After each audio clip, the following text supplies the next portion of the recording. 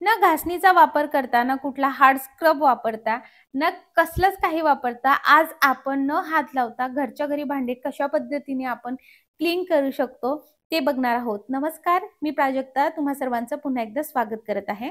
आपल्याला ना अशी कढई घ्यायची जी खूप काळपट झालेली आहे.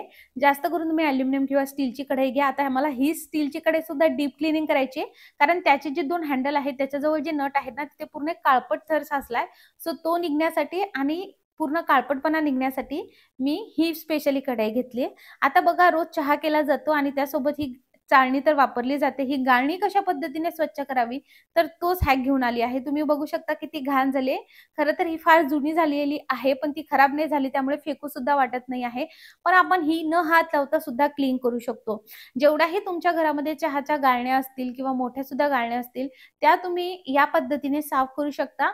कढईमध्ये मी बघा 3/4 कढई पाणी टाकलेलं आहे आणि ते गरम होण्यासाठी ठेवलेलं आहे. आता गाळणीच नाही तर आपल्या घरातील जे काही स्पून आहेत ते सुद्धा आपण डीप क्लीनिंग करणार आहोत. कारण त्याचे जे काही असे हँडल आहेत ते पूर्ण काळपट झालेले असतात. आपण फक्त त्याचा जो काही तोंडाकडचा भाग आहे तो साफ करतो, पण मात्र त्याच्या हँडलकडे बघतच नाही आणि मग तिथे काळपट थर साचायला लागतो. आता पाणी बऱ्यापैकी गरम झाल्यानंतर त्यामध्ये आपल्याला टाकायचं आहे निरमा. निरमा मी इकडे घेतलेला आहे मोठा चमचा निरमा. त्यानंतर आपल्याला बेकिंग सोडा घालायचा आहे. यामध्ये एक मोठा चमचा आपल्याला बेकिंग सोडा घालायचा आहे. जसं आपण यामध्ये बेकिंग सोडा घालतो बघा रिएक्शन व्हायला सुरुवात झालेली आहे निरमा आणि बेकिंग सोड्यामध्ये. कारण निरम्यामध्ये सुद्धा असे काही केमिकल असतात की त्यांची रिएक्शन व्हायला सुरुवात होते. त्यानंतर बघा सिट्रिक ॲसिड टाकायचं आहे. हे कोणत्याही किराणा मालाच्या दुकानात किंवा मी प्रोडक्ट टॅग केलाय तुम्ही तिथून सुद्धा परचेस करू शकता. हे बघा जसं आपण यामध्ये टाकतो तसं तुम्ही बघू शकता फसफसायला लागतं. त्यामुळे गॅसची आच एकदम लो करायची आहे बघा. त्यानंतर टाकायचे व्हिनेगर. आता व्हिनेगर एकदाच नाही टाकायचं तर थोडं थोडं टाकायचं, नाहीतर सगळं उतू जाईल. आता सिट्रिक ॲसिड जेव्हा टाकतो ते 2 फॉर्म मध्ये भेटतं. एकतर साखर सारखं क्रिस्टल फॉर्म मध्ये किंवा मग पावडर फॉर्म मध्ये तुम्हाला जेही भेटेल ते तुम्ही घेऊ शकता. त्यानंतर बघा यामध्ये आपल्या घरातील जेवढे चमचे गाळणी आहे ते सगळं टाकायचंय. जर तुम्हाला जास्त प्रमाणामध्ये हे बनवायचं मीन्स भांडे धुवायचे असेल तर सगळे सोल्युशन मोठ्या भांड्यामध्ये तुम्ही ट्रान्सफर करायचंय आणि त्यामध्ये पाणी टाकायचंय. पण जे आपण यामध्ये वस्तू घातलेल्या आहेत, पदार्थ घातले आहेत ते इन्ग्रेडियंट मात्र सेम राहणार आहे. आता बघा याला आता आपल्याला गॅस मोठं करून याला एक उकळी आणून द्यायची आहे. पण जर तुम्हाला असं वाटलं की याचं पाणी कमी झालेलं आहे तर तुम्ही पाणी ॲडिशनल यामध्ये टाकू शकता. आता जेव्हाही तुम्ही अशा पद्धतीने गाळणी साफ करतात तर आपल्याला काय करायचं आहे, दर 15 दिवसांनी अशा पद्धतीने गाळणीची डीप क्लीनिंग करायची आहे.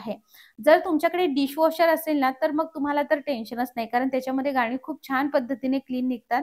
पण जेव्हा आपण हाताने घासतो तर आपण ती घासतो व्यवस्थित साफ सुद्धा करतो, पण त्याच्या आजूबाजूला जो काळसर थर जमा होतो तो निघत नाही. मग अशा पद्धतीने उकळी काढून घ्यायची आणि उकळी आली की काय करायचं, ते फेस जो आहे तो बाहेर पडायला नको म्हणून मग मीडियम आच तुम्ही इकडे ठेवू शकता.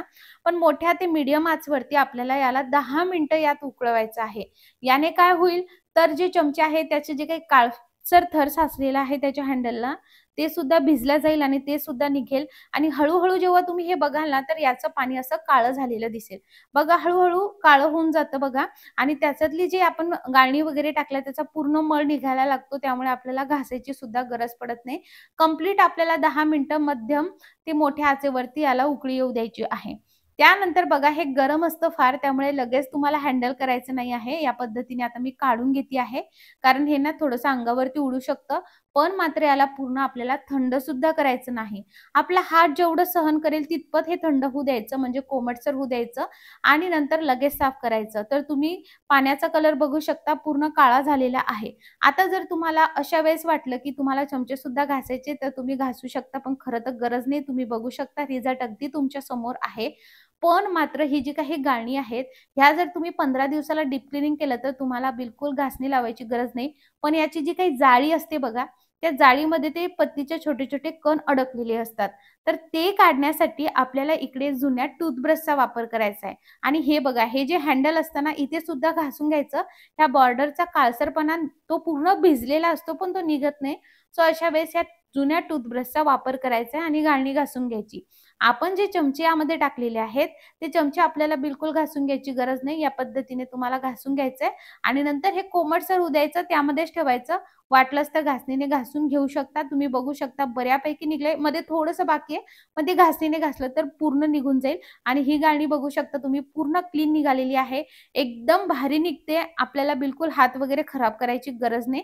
जेव्हा तुम्ही ह्या पाण्यामधून काढाल तर डिशवॉशरने एकदा पुन्हा धुवून घेऊ शकता किंवा सहज सोपं म्हणजे तुम्ही डायरेक्टली पाण्याने हे स्वच्छ करून घेऊ शकता.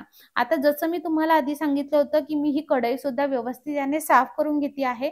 कारण त्याच्या जे काही दोन्ही हँडल आहेत तिथे काळपट थर साचला होता. कढई बघू शकता त्याचा पिवळापणा सुद्धा गेलेला आहे. मला घासणीची सुद्धा गरज पडली नाही. पण कसं असतं जोपर्यंत आपण घासत नाही, तोपर्यंत आपण भांडे घासले असं आपल्याला काही वाटत नाही, असं माझं तरी मत आहे. त्यामुळे या पद्धतीने मी घासून घेते आहे आणि जे काही कढईचे कॉर्नर आहे तिथे हवं तर चाकू किंवा चमच्याच्या मदतीने ती पूर्ण काळसर जे काही थर असतो तो भिजलेला असतो तो काढू शकता तुम्ही. तर बघा किती अगदी चांदीसारखी चमकायला लागलेली आहे.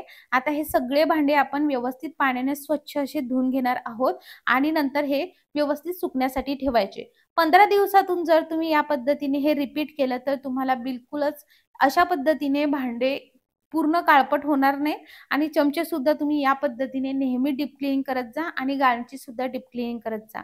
आता आपण जी पद्धत फॉलो केली आहे त्या सेम पद्धतीने आपल्या घरातील जे लाकडी चमचे आहेत किंवा तुम्ही भाजी वगैरे बनवण्यासाठी वापरत असणार सेम पद्धतीने आपल्याला उकळवायचे आहेत आणि नंतर धुवून कडकडीत उन्हामध्ये वाळवून घ्यायचे आहेत. कारण त्याला सुद्धा बुरशी लागते आणि त्याच्यामध्ये सुद्धा कसं आहे आपण ते साबण किंवा डिशवॉशर वापरू शकत नाही. सो त्यासाठी या पद्धतीने लाकडी चमचे सुद्धा साफ करू शकता. बघा पूर्ण घाण निघून गेलेली आहे आणि तुम्ही सुद्धा सेम पद्धतीने असे चमचे आणि तुमच्या गाळण्यात साफ करू शकता. सो आय होप तुम्हाला सगळं काही कळालं असेल आणि या पद्धतीने तुम्ही सुद्धा तुमच्या घरातील गाळणी, चमचे साफ करा आणि मला कमेंटमध्ये नक्की सांगा, की तुम्हाला हा व्हिडिओ कसा वाटला. आता जर तुमच्या घरातील असे भांडे असतील, की त्याला खूप चिकट-चिवटपणा आलेला आहे आणि ते घासायचं म्हटलं तर तुम्हाला कंटाळा आला असेल, तर तुम्ही सेम पद्धतीने करू शकता आणि नंतर धुवून घेऊ शकता. ते सुद्धा साफ होतात.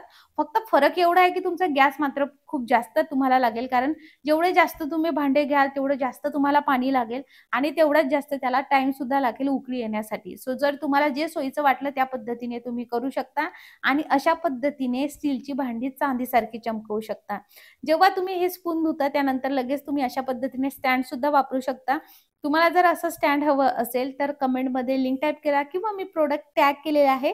तिथून सुद्धा तुम्ही पर्चेस करू शकता. हवं तर एखाद्या कोरड्या कपड्याने पुसून घेऊ शकता आणि अशा पद्धतीने आपण रोज चमचे हे घासतो, पण त्याचं डीप क्लीनिंग सुद्धा करणं गरजेचं आहे.